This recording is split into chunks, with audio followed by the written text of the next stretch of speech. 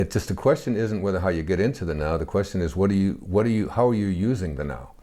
If you're in the now and you're thinking about all the things that shouldn't have happened and how sad you are and how guilty you feel because of all the stuff that's back here in your past, then you're using up your now to be filled with things that are going to immobilize you and keep you from enjoying the now. And if your now is consumed with everything that's going to happen, with the future and all the stuff and whether it's going to work out or whether the fact is that will work out also in the now. So that the now is the only thing that you've ever experienced in your life. Everything you've ever done in your entire life didn't happen in the past.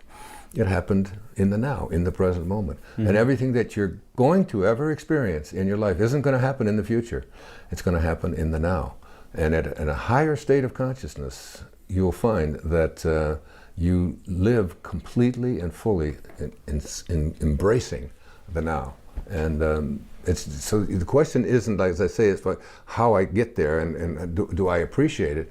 The question is, I'm in the now right now, how do I use it? And if you stay in just a state of gratitude and appreciation and joy and have only love to give away, then that's what your life will be.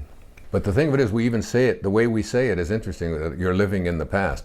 But the fact is, there is no living in the past, because the past is an illusion. Mm-hmm. And the past is just it's just a thought that you're having about things that transpired back here. But they didn't happen back here. They happened in the now.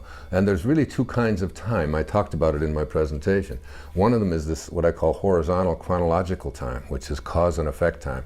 I did this, and then this, and this, and this, and this. And then there's another kind of time. And this is what is called eternal time. And this is when you have a recognition that everything that is happening to you is already taken care of.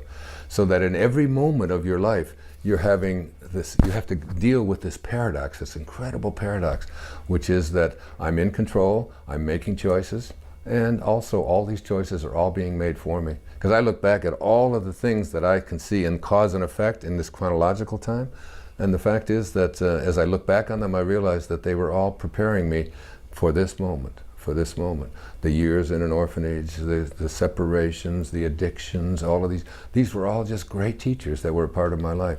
So this kind of time, this eternal time, is a time that's a vertical line and it goes up. And where it crosses here, with that point, where vertical time and horizontal time cross, this is when you have this alarming awareness. You know, Carl Jung put it this way, he said, at the same moment that you're a protagonist in your own life and you're making choices, at that very same moment, he said, you're also a spear carrier or an extra in a much larger drama. And you are all, he said, doomed to make choices. So all these choices that you're making within yourself, sometimes you have this realization that I'm not in charge of any of this. Just like you're not in charge of what's happening to your body. You know, in the Tao Te Ching, they speak that, you know, Lao Tzu says that you're not doing anything. You're just being done. And you know this about your physical body. You look at it, you know, I look at a picture of myself when I was 20 years old, and I look at myself now, and there's not one cell left of that body, but who I am is still here.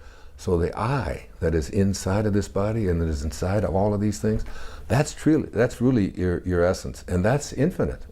And the reason that it's infinite is because you can't get a hold of it. It has no form.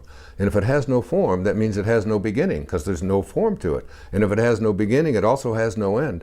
So the soul, the interior part of who we are, that part of us is just saying, I just want to keep expanding. Don't. I always sing the theme song to the soul.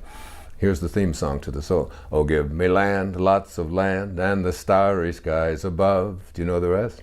Don't fence me in, let me ride through the wide open spaces that I love.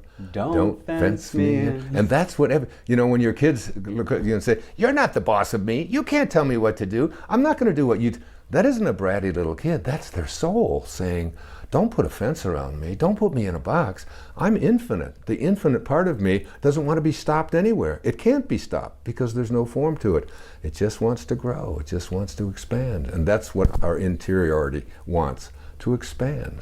The takeaway is from Pierre Teilhard of Chardin. He was a Catholic priest who was excommunicated from his church back in 1917 or 1918 because of his outrageous ideas about God as something that's within us, not something outside of us. And he said something very powerful. I've used it many times. He said, all of us are here. We're not human beings here having a spiritual experience. It's the other way around. That all of us are infinite spiritual beings having a temporary human experience. And just recognize that when you change the way you look at things, you change the way you look at things, the things you look at change. It's a quantum truth. The observer changes what they observe. If you don't like the way your world is going and the way people are and so on, don't look at them changing. Change the way you look at them. See the unfolding of God in everything and everyone you encounter, and just send them love. That's the takeaway.